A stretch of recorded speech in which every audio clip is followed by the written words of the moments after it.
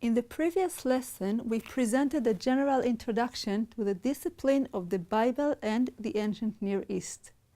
We will now begin to review specific cases of contact and parallels between the Bible and its surrounding cultures. In this lesson, we will discuss creation traditions.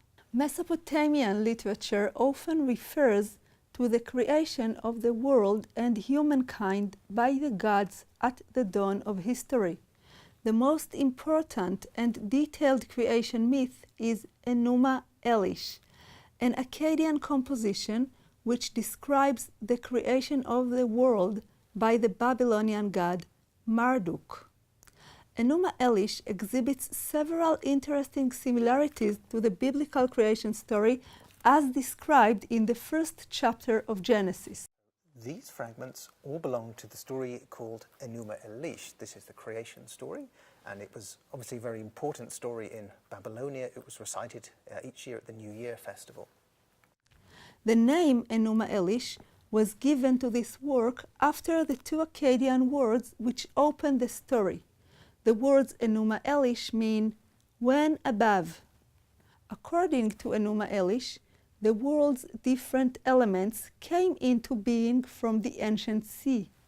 This sea is embodied as an enormous monster named Tiamat. Enūma Eliš tells of a great battle waged between Tiamat and a god named Marduk at the beginning of history. Marduk was the patron god of the city of Babylon, and in places and periods in which the Babylonians ruled, he was considered chief of the pantheon. The story tells us how Marduk won the battle. After defeating and killing Tiamat, he ripped her body into two halves and used them to create the world. Enūma Eliš was famous among ancient Mesopotamians. It was probably composed in the 2nd millennium BCE, and during the 1st millennium BCE, it was read annually in front of Marduk's statue as part of the New Year festival. Some scholars even believe that the myth was dramatized in the temple during the festival.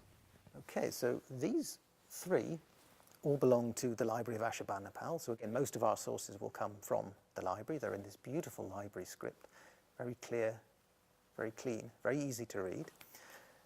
This one is from Babylonia. And this is important because it's a school tablet. And this tells us that as part of the education process, all of the scribes have to learn a certain number of things. They learn lists of words, how to write people's names, but they also learn these snippets of the classics. And one of the classics they all have to learn at school is Enūma Eliš. So it's just a little fragment of the story as part of the education process. So by the time they come to write these beautiful library manuscripts, they'll have known this story very well indeed.